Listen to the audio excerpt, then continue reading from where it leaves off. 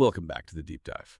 You know, what truly fascinates me about public international law is how something that sounds so, well, academic is actually the very fabric of our global interactions. It's everywhere, even when we don't see it. So today we're plunging into the profound, often tumultuous, and definitely perpetually evolving story of this invisible architecture that shapes our entire interconnected world. And this deep dive isn't just about dry legal texts or dusty historical treaties. It's really about unpacking the framework itself, how nations interact, how they manage, or sometimes, frankly, fail to manage peace, and how they try to tackle these huge global issues that just don't care about borders. Our mission today: traverse this incredible history, pinpoint its key turning points, and maybe most importantly, grasp its undeniable relevance right now. Think of it as an in-depth exploration designed to get you genuinely well-informed on a field that's surprisingly dynamic and constantly adapting. And that's precisely the point, isn't it? Public international law, really, at its heart, it provides the foundational rules for a world that is, well, incredibly complex and more interconnected every single day. It's basically humanity's ongoing attempt to bring some kind of order to what could otherwise be just utter chaos among sovereign states. And while, like you said, it might sound dense at first, understanding its evolution is actually a remarkably clear lens. Through it, we can view so much about human history, our conflicts, yeah, but also our compromises and our continuous attempts to forge and hopefully maintain some kind of global order. It's really a story about trying to build common ground. Okay, so let's just get right into it then, right from the absolute beginning. Before we had these grand international organizations, the UN building in New York, all of that, Yeah. how did the concept even start? What did international law look like in its infancy? I mean, it couldn't be very formal, right? You've hit on a crucial point there. It wasn't formal at all initially. The source material points us directly to these foundational seeds. Treaties and customs, that's the bedrock. International law didn't spring fully formed from some grand convention. It really emerged out of sheer necessity, out of the practical, day-to-day, often very informal dance of interactions between states or kingdoms or whatever entities existed back then. When we talk about treaties and customs in this early phase, we're basically talking about mutual agreements and repeated practices, things states did out of, frankly, very basic self-interest. So like agreements about trading routes or something. Exactly. Or think about it. Maybe just an understanding between two neighboring groups about safe passage for merchants. Or a sort of handshake agreement on where one tribe's hunting grounds ended and another's began. Really basic stuff. But, as societies get more complex, as trade routes expanded, populations grew, people started bumping up against borders more often. These informal understandings, they gradually had to become more formalized. Just imagine ancient empires or these nascent states. They needed to manage their borders somehow. They needed to ensure their emissaries wouldn't just be killed on sight. They needed to facilitate trade. Because without some agreed-upon rules, even basic ones, every single interaction carried the risk of immediate conflict. So it was driven by a need to avoid constant fighting, essentially. Pretty much. The core driver, as our source highlights, was this fundamental need to maintain peace, or at least manage conflict, and to establish predictable behavior. It wasn't about high-minded ideals, not initially anyway. It was pragmatic survival. I mean, if your ambassador could be seized and thrown in a dungeon every time they crossed a border, diplomacy becomes impossible, right? Right. And if your trade caravans were just routinely plundered without any consequence, well, economic exchange would just grind to a halt. So these rudimentary legal frameworks, these early treaties, these developing customs, they arose from the most practical necessities. Things like preventing constant conflict, ensuring safe passage for people and goods, defining boundaries, even just facilitating basic trade. They were the very first steps at creating some semblance of order in a world where every state was, theoretically, sovereign and answered to no one else. So it sounds like it was almost an accidental evolution then, not some grand design, but just building up piece by piece out of necessity. Exactly that. It was organic. And what's really insightful here is how this evolved from mere practice to precedent. That's the key step for customary law. When states repeatedly did something, let's say, respecting the immunity of an envoy or allowing ships from other places to use a certain waterway, and that behavior was consistently met with acceptance and, crucially, reciprocal treatment, well, over time, it started to gain the force of law. Even without being written down. Even without a formal written agreement or some global legal body saying this is the rule, these accepted norms, these customs, they became binding. And why? Purely out of necessity and utility. States understood, maybe implicitly at first, that sticking to these practices made their own interactions with other states more predictable and, frankly, less risky.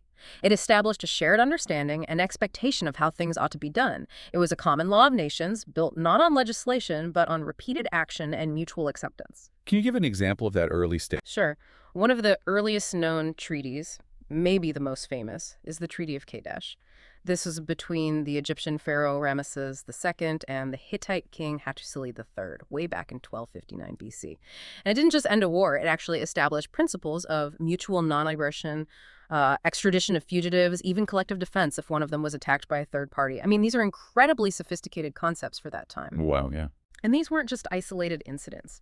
Over centuries, practices like respecting diplomatic envoys, safe conduct for travelers, maybe even some rudimentary rules about the humane treatment of prisoners of war, these became customary law because states saw the practical benefit.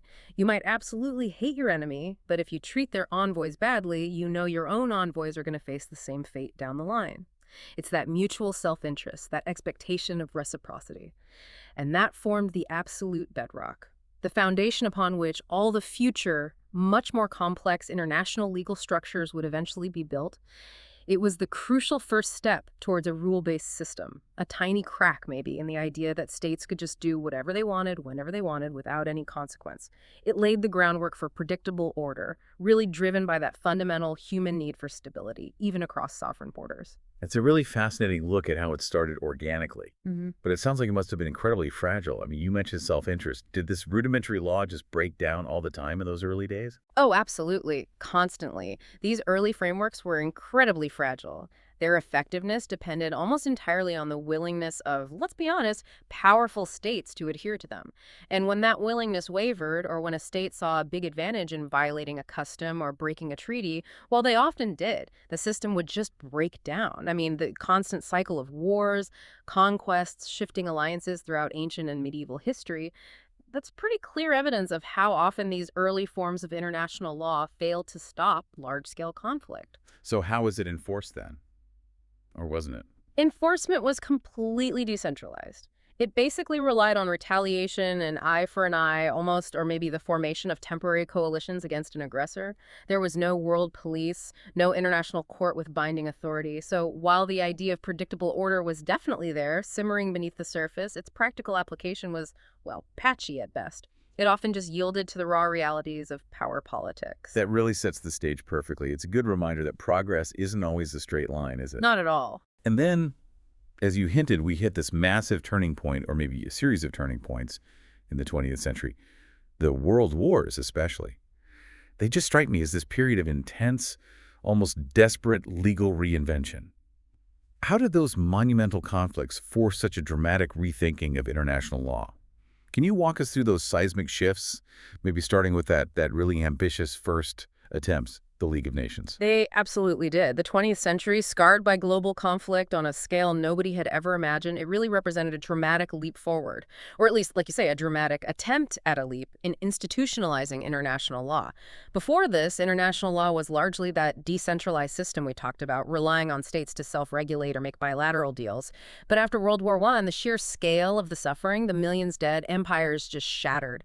It pushed the international community towards a radical new idea. The idea was, what if we could create a permanent standing body specifically designed to prevent this kind of devastation from ever happening again? And that was the League. That was the League of Nations, established in 1920 right after World War I, born out of this profound collective trauma and a desire to stop future global conflicts. And our source calls it a bold attempt to prevent future conflicts, which honestly feels like an understatement. What made it so bold, specifically? Well, for one, it was completely unprecedented. There had never been a truly multilateral, permanent organization designed specifically for collective security on a global scale. Never. It was a move beyond the old system of just ad hoc agreements between a few powerful states when things got bad. This was meant to be a standing body, a permanent forum for international dispute resolution where all member states, at least in theory, had a voice. And conceptually, it was a huge leap. The core idea was that states could and should collectively guarantee each other's security. That war wasn't just some inevitable clash of national interests, but something that could actually be prevented. Prevented through structured dialogue, peaceful negotiation, and crucially, a commitment to collective action against any state that committed aggression. That's a really powerful vision, the League. But we know it didn't ultimately prevent World War II. So when the rubber met the road, where did its design principles reveal their weaknesses? What was the biggest conceptual flaw that emerged? Yeah, the tragic failure is undeniable. Its biggest conceptual flaw was arguably its enforcement mechanism, or maybe the lack of a truly effective one. While it envisioned collective security, it didn't have its own standing army. Its main tools were supposed to be moral suasion, economic sanctions, which were pretty new then, and ultimately the collective political will of its members to actually act together. And that required unanimity among the permanent members of its council on key decisions. Getting Britain, France, Italy, and Japan to all agree, especially when their interests diverged, well, that rarely materialized when it really mattered. And didn't some major powers not even join? Exactly. Crucially, the United States, whose President Woodrow Wilson had championed the idea, never actually joined. Congress refused to ratify the treaty, and other major players like Germany and Japan joined and then later withdrew when the League tried to constrain their actions. This seriously undermined its universality, its legitimacy, its clout. You just have to look at the big crises of the 1930s, the Manchurian Crisis in 1931 when Japan invaded part of China, or the Italian invasion of Ethiopia in 1935. The League condemned these actions, it imposed some sanctions on Italy, but ultimately it proved powerless to stop these blatant acts of aggression because the key powers were just unwilling to take decisive military or even really strong economic action. No, a noble failure, in a way. You could say that. Even with these massive shortcomings and its inability to prevent World War II, is the obvious tragic example the League did lay absolutely crucial groundwork. You can't discount that. It created the blueprint for what came later. It pioneered many of the multilateral diplomatic practices and institutional structures we sort of take for granted now. The idea of a permanent international civil service, the Secretariat, the use of commissions of inquiry to investigate disputes, just the very idea of a universal body dedicated to peace. It showed the world needed a central forum and that collective security, even if it was really hard to achieve, was a goal worth pursuing. It was a necessary, if painful, first attempt. Okay, and then tragically, the world plunges into an even worse conflict, World War II. But out of those ashes, as you said, something new emerged, the United Nations. Exactly. Founded in 1945, with the memory of the League's failures very fresh in everyone's minds, the founders were determined to build upon its partial successes but correct its fatal flaws. And the UN, it really did transform the landscape in ways the League could only have dreamed of. Its impact was far more multifaceted, far more reaching. So what was the single most profound shift the UN brought to the table compared to the League? Was it just a bigger, maybe better funded version? Oh, it was much, much more than that. I think one of the most profound shifts, maybe the most profound, was placing human rights right at the center. Before the UN, international law, as we discussed, mostly governed how states treated each other, how a sovereign state treated its own citizens behind its own borders. That was largely considered an internal affair, off limits to international legal scrutiny. Sovereignty was almost absolute in that regard. Right, the don't interfere in our business principle. Precisely. But with the UN Charter, and then critically, the Universal Declaration of Human Rights in 1948, which wasn't a treaty itself, but hugely influential, the treatment of individuals within states became an explicit, legitimate concern of international law. That was the seismic shift. International law wasn't just about policing states anymore. It recognized a universal claim to dignity, to basic rights, for every single human being, regardless of where they lived. It fundamentally cracked open that absolute view of state sovereignty. It reshaped the global ethical landscape. So it wasn't just about preventing wars between states, but also about how states treated people. Yes. It wasn't about dictating every internal policy, of course, but about establishing universal minimum standards. Standards of dignity, protection from torture, from arbitrary detention, rights to free expression, and so on. For everyone. This was truly transformative. It brought the well-being of the individual right into the legal framework that governs nations. It meant governments couldn't just, brutalize their own populations behind the shield of sovereignty without facing potential international condemnation, or maybe even, in extreme cases, intervention. Think about the whole ecosystem that grew out of this. The international covenants on civil and political rights and on economic, social, and cultural rights, the various UN human rights committees, the special rapporteurs investigating abuses, eventually leading to things like the International Criminal Court. All of Yeah. that flows directly from this foundational shift embedded within the UN system. Okay, that's huge. What else did the UN do differently? Well, beyond human rights, the UN championed a much, much broader scope of international cooperation. Peace and security, of course, remained the primary mandate, handled mainly by the Security Council. And the Security Council itself was different from the League's council. It had 5 permanent members: the US, UK, France, China, and Russia, initially the Soviet Union, with veto power. Controversial, definitely, but designed to ensure the major powers were invested and could, theoretically, act decisively, avoiding the League's paralysis. Though the veto itself often causes paralysis, but that's another story. Right. But the UN recognized that global challenges went way beyond just stopping wars. So it created this vast network of specialized agencies, dedicated bodies focused on economic development, social progress, cultural exchange, public health, education, humanitarian aid, you name it. We're talking about organizations like the World Health Organization tackling pandemics, UNESCO preserving cultural heritage, UNICEF advocating for children's rights, the World Bank and IMF dealing with economic development and financial stability. All part of the UN family. Exactly. All fostering cooperation on issues that affect every single one of us, issues that just completely ignore national borders. This comprehensive approach really solidified the idea that global well-being requires collective action across an astonishing array of fields. It built this intricate web of interdependency, legally and institutionally. That's a truly remarkable trajectory, isn't it? From those early fragile customs between maybe just 2 tribes to these sprawling, ambitious global institutions trying to manage everything from war to health to culture. Yet even with these institutions, we still see terrible conflicts, human rights abuses, huge global inequalities. Where do you see the inherent limits of international law? Even with the UN's expanded reach, why can't it just fix everything? That's the million-dollar question, isn't it? And it brings us right back to that core tension we talked about earlier: national sovereignty. International law, even operating through the UN, still functions primarily on the consent of states. It's not a world government. Its effectiveness hinges ultimately on the political will of sovereign nations, their willingness to adhere to the commitments they've made, their willingness to compromise, and crucially, their willingness to enforce decisions, especially when it means acting against powerful states or even their allies. So if a powerful country decides to ignore a rule, Then the system can appear weak or even impotent. When that political will is absent, or when a major power decides to defy international norms or UN Security Council resolutions, the enforcement mechanisms can struggle. The Security Council itself, while powerful on paper, can be completely paralyzed by a veto from one of the permanent 5 members. Compliance with human rights treaties, even though they are legally binding on the states that ratify them, can still be incredibly difficult to monitor and enforce effectively. So the limit often lies not necessarily in the law itself, the rules might be quite clear, but in the messy political realities of a world that's still made up of independent states, each prioritizing, quite naturally, its own perceived national interests. That fundamental tension remains. that truly makes you think about the incredible challenge, but also the resilience, maybe, of international law. It keeps trying, despite those limits. But, as you said earlier, the world just keeps evolving at this breakneck speed. It keeps throwing up entirely new, often unforeseen challenges. So, what does all this mean for international law today?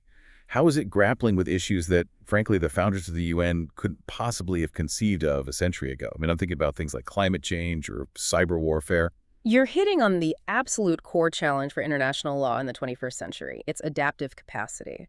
How does this framework, built over centuries, mostly dealing with state-to-state interactions, often focused on physical territory and traditional forms of conflict, now cope with phenomena that are intangible, borderless, and changing at lightning speed?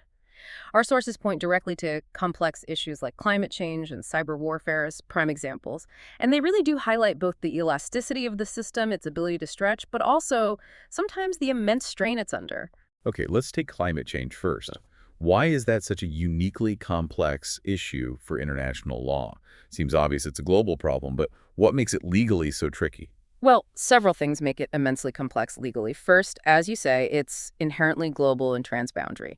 Emissions from one country warm the entire planet, right? So it absolutely requires coordinated global action. But then you immediately run into the fact that every nation has vastly different economic capacities, different levels of development, and critically, different historical responsibilities for the greenhouse gases already in the atmosphere. The whole industrialized versus developing world debate. Exactly. Industrialized nations have contributed far more historically, while many developing nations are often the most vulnerable to the impacts rising sea levels, desertification, extreme weather yet contributed the least. How do you allocate responsibility fairly? Then there's the timescale. Climate change requires incredibly long-term commitments. We're talking decades, centuries even. But political systems tend to operate on much shorter election cycles. How do you get governments to make costly commitments now for benefits that might only be fully realized long after they're out of office? And crucially, it bumps right up against core issues of economic development and national sovereignty. Should developing nations be constrained in their use of fossil fuels in the same way industrialized nations are, potentially hindering their path out of poverty? Who gets to tell a sovereign country how it can use its land, its forests, or what kind of energy it can generate? These are deeply contentious issues. So, given all that complexity, how does a legal system, traditionally focused on state actions and borders, even begin to regulate something as diffuse and all-encompassing as atmospheric carbon? What are the actual mechanisms at play? Well, international law attempts to, as the source says, umbrella this primarily through international agreements, treaties. The big one people know is the Paris Agreement, though our source just mentions the concept. These agreements are where nations come together and commit, hopefully, to specific actions, often through what are called nationally determined contributions, or NDCs basically, national targets for cutting emissions and plans for adapting to climate impacts. There are also reporting mechanisms to try and ensure transparency and accountability. The Paris Agreement, for instance, tried to address the fairness issue with the concept of common but differentiated responsibilities and respective capabilities, acknowledging that everyone has a role, but nations have different starting points and Is capacities. it just treaties then? Treaties are the main legal instruments, but it also involves continuous, ongoing negotiations within the UN framework, the annual COP meetings, for example. These try to build consensus, ratchet up ambition over time, and establish evolving global norms about environmental protection and this idea of shared responsibility. There are also newer, really difficult debates emerging within this legal space, like around loss and damage. The idea that vulnerable nations suffering irreversible climate impacts caused mainly by historical emissions from wealthier nations should receive some form of compensation or assistance. That's a hugely contentious legal and ethical frontier right now. So it's this continuous, often incredibly frustrating process, trying to get nearly 200 sovereign states, all with different interests, to agree on binding collective action for a common, potentially existential threat, using legal tools to try and nail down those commitments. Okay, that's climate change. What about the other example, cyber warfare? That feels even more like science fiction territory for old legal principles. It really does, and it's another incredibly complex issue that international law is scrambling to adapt to. It presents truly novel challenges, maybe even more so than climate change in some ways. For starters, how do you even define an act of aggression when it's purely digital? Is stealing data an attack? Is temporarily disabling a power grid an armed attack that justifies military self-defense? The lines are incredibly blurry. Then there's attribution. How do you prove, with certainty required for legal or political consequences, who launched a cyber attack? Perpetrators can be state-sponsored groups hiding behind layers of proxies. They can be non-state actors like criminal gangs or terrorist organizations, or even lone individuals operating from anywhere in the world. It's incredibly difficult to pin down responsibility definitively. And the old rules of war just don't fit. They fit very awkwardly. How do the traditional laws of armed conflict, what lawyers call jus ad bellum, the right to go to war, and jus in bello, the rules for conduct in war, which were designed for physical conflict, for tanks and soldiers and bombs, how do they apply in a digital domain, where data packets are the weapons, civilian infrastructure like hospitals or banks might be the targets, and the battlefield is everywhere and nowhere simultaneously? What does proportionality mean in cyberspace? What about the distinction between combatants and civilians? These are huge unresolved questions. So is the solution to write entirely new laws for cyberspace? Or is it more about trying to stretch and reinterpret the old principles? It seems to be mostly the latter, for now at least, trying to adapt existing principles, but with a growing recognition that new norms, new understandings are desperately needed. For example, the fundamental principle of sovereignty, a state's exclusive right to control its territory, is being reinterpreted to include control over its digital infrastructure and activities within its cyber borders, so to speak. The principle of non-intervention, the prohibition against interfering in another state's internal affairs, is also being tested. If a state-sponsored cyber operation manipulates an election outcome in another country, does that constitute unlawful intervention? Many argue yes, but the threshold is debated. The legal response here is very much an active, evolving frontier. It's often led not by treaties yet, but by groups of legal experts trying to build consensus on how existing law applies. Things like the Talon Manual on the International Law applicable to cyber warfare, it's not a binding treaty, but it's become a really influential reference point, trying to map out the rules. So states are trying to figure it out as they go along. Pretty much. States are also trying, through diplomatic channels and within the UN, to develop entirely new norms and understandings specifically for digital conflict and security. This includes really tricky discussions around, say, what kind of cyber attack actually crosses the threshold to trigger a state's right to use military force in self-defense under Article 51 of the UN Charter. What are the rules for cyber espionage versus preparatory acts for an attack? How do we protect critical civilian infrastructure? It's this constant race, really, trying to develop a legal and normative framework for a domain that changes technologically far faster than traditional legal processes can ever keep up. It just perfectly highlights this inherent need for international law to be constantly adaptive, constantly flexible. Its evolution is clearly far from over. And it raises that fundamental question you alluded to. How does a legal system that's centuries old, rooted fundamentally in the physical world of territory and tangible things, how does it stretch and adapt to regulate phenomena that are intangible, global, and shifting as fast as data packets or atmospheric carbon? It's a huge intellectual and political challenge. That's a really powerful point. The sheer difficulty of making established frameworks fit completely unprecedented challenges. But the source we're looking at mentions something even deeper, maybe more profound, that goes beyond just adapting to new technologies or environmental crises. It says that international law doesn't just govern state behavior, but it also influences global culture and ethics. Now that's fascinating. Can you unpack that for us? How does a legal framework, something we often think of as quite rigid, technical even, how does it reach into something as broad and, well, abstract as culture and ethics? Right. This is where we move beyond just the rules of the road view of international law and into its deeper, more subtle, but perhaps equally powerful influence. Now, its primary function, let's be clear, is undeniably to govern state behavior, setting those boundaries for interactions between nations, providing mechanisms, however imperfect, for resolving disputes, legitimizing certain actions on the global stage while condemning others. That's its core job. But its impact, as the source suggests, extends much further. Those rules of the road aren't just about avoiding collisions. They start to subtly define the very ethos of the journey, the shared understanding of what constitutes acceptable travel. How does that work in practice? Influencing global culture. It happens largely through what scholars call the normative power of international law. Its unique ability to shape not just what states must do legally, but what they, and increasingly their populations, come to expect and believe they ought to do. It influences shared standards, shared values, shared behaviors. Think about it. When international legal norms become widely established, take, for example, the absolute prohibition against aggression, or the principles of self-determination for peoples, or, as we discussed, the universal importance of human rights. These ideas don't just stay locked away in legal textbooks or court judgments. Gradually, often slowly, they seep out. They begin to shape a shared global culture. They foster a growing, internationally recognized expectation of how nations should behave and interact on the world stage. It changes the conversation. Can you give an example of that cultural shift? Sure. Think about how the concept of crimes against humanity or genocide has become so universally condemned. These aren't just dry legal terms defined in the Rome Statute or the Genocide Convention. They've entered our collective moral vocabulary. They shape how we instinctively perceive and react to mass atrocities, regardless of where they occur.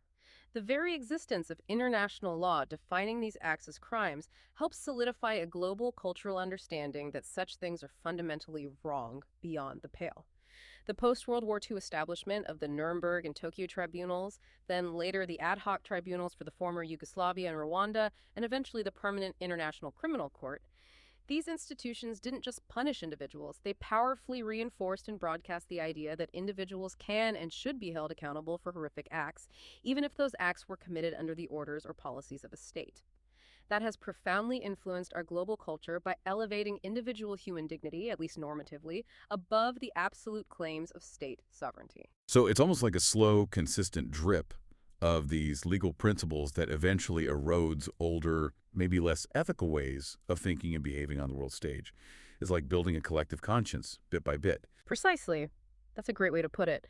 And this framework for cooperation, established by international law and institutions, also subtly but powerfully cultivates a sense of a global community, a sense of interconnectedness. When international law provides avenues for nations to work together on shared problems, whether it's tackling health pandemics like COVID-19, managing global financial crises, coordinating disaster relief, or even regulating international air travel, these shared challenges start to be seen differently. They're viewed less as just isolated national issues and more as collective problems demanding collective solutions. And this influences how people, not just governments, perceive their place in the world. You might start to see yourself not just as a citizen of, say, Canada or Kenya, but also, in a broader sense, as part of a larger global citizenry with shared vulnerabilities and maybe even shared responsibilities. It helps build, however fragilely, a culture of global engagement.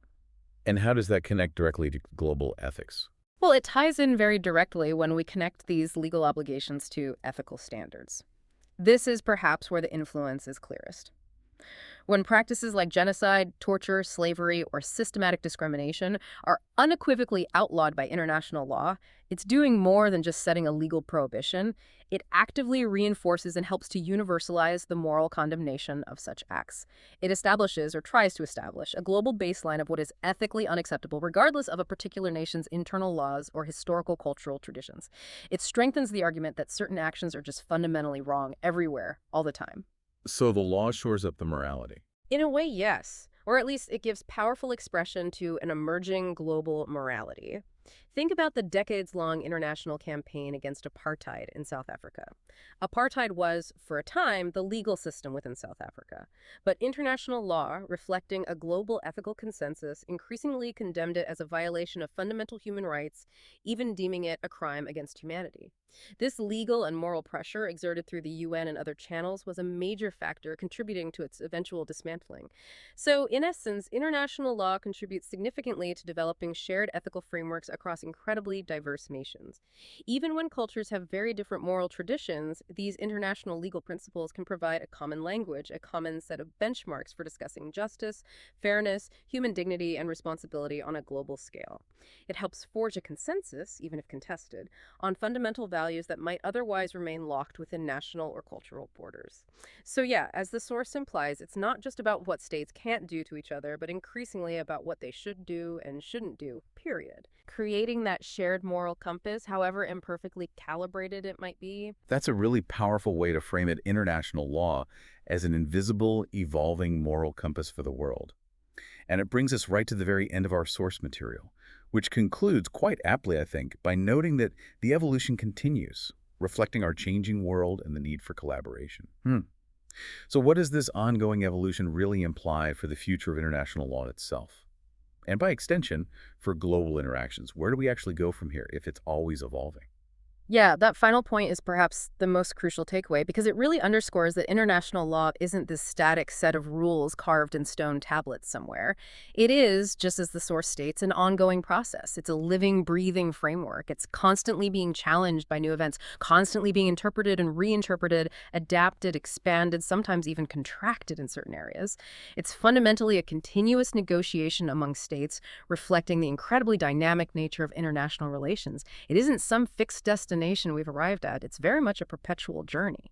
And how does it reflect our changing world? What drives that evolution day to day? Well, it reflects it directly. Think about it. New technologies are emerging almost daily now. Things like artificial intelligence, advanced biotechnology like genetic editing, the increasing commercialization of outer space. These all raise incredibly complex new ethical and regulatory questions that international law simply has to grapple with. For instance, who owns resources found on the moon or on asteroids?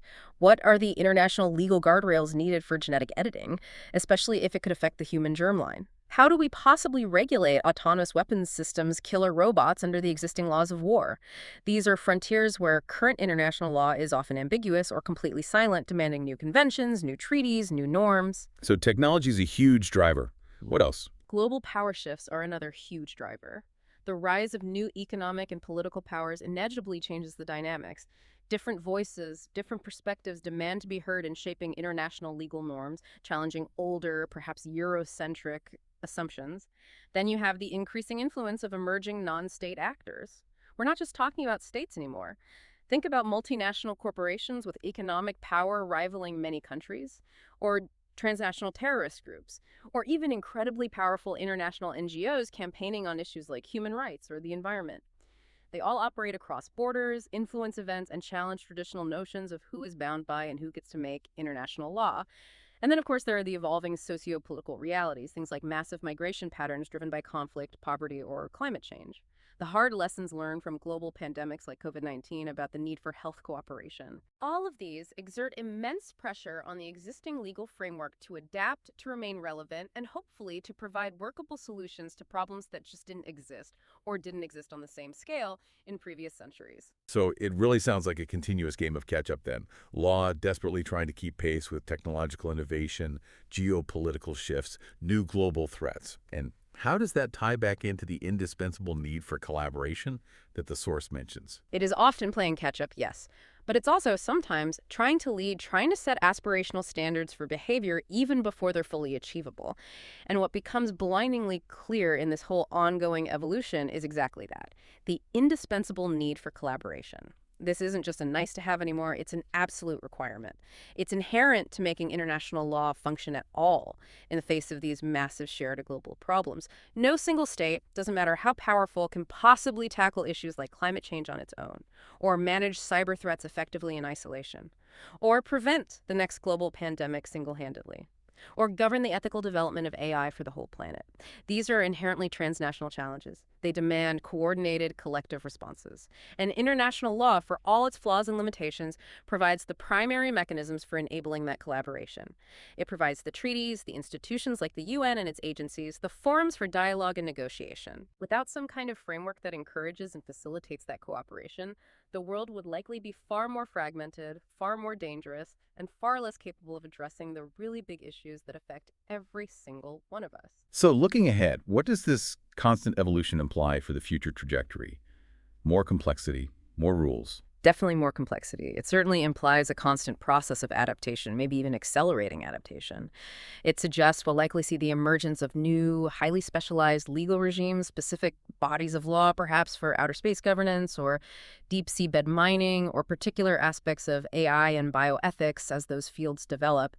It also means that the very survival and certainly the efficacy of international law depends entirely on the continued willingness of states to engage with it, to participate, to compromise, to invest in the institutions, and critically, to adapt its principles to these unprecedented challenges.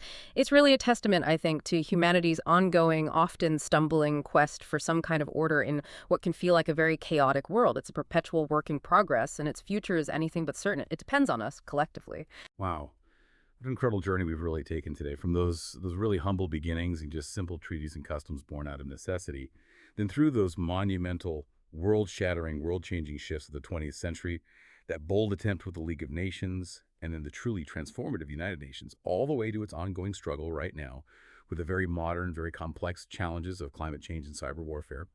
We've really seen how public international law isn't just some dry set of rules for diplomats, but this profound underlying force, influencing not just how nations behave, but actually shaping global culture and our shared sense of ethics. It really is a testament to our collective human endeavor to find some order in a complex world. Indeed, and I think it's easy sometimes to dismiss international law as something abstract or maybe ineffective when you see conflicts on the news. But as we've discussed today, it really is a crucial, dynamic force that impacts headlines every single day and shapes the very fabric of our interconnected world. It truly is like that invisible scaffolding holding so much of our global system together, constantly being tested, yes, constantly needing repair and adaptation, absolutely, but utterly indispensable, I would argue, for navigating the challenges and hopefully the opportunities of our shared future. It's far from just an arcane subject for academics. It's absolutely central to our global reality. Absolutely. And so that brings us to our final provocative thought for you, our listeners, to ponder. Given this rapid and seemingly accelerating pace of global change, technological, environmental, political, just how agile and adaptable do you think public international law needs to become to remain truly relevant and effective in the coming decades? What new challenges, perhaps ones we could barely even conceive of right now, might test its limits next? And maybe more personally, what role might you play just by understanding these complex issues as a curious and engaged global citizen? Something to think about.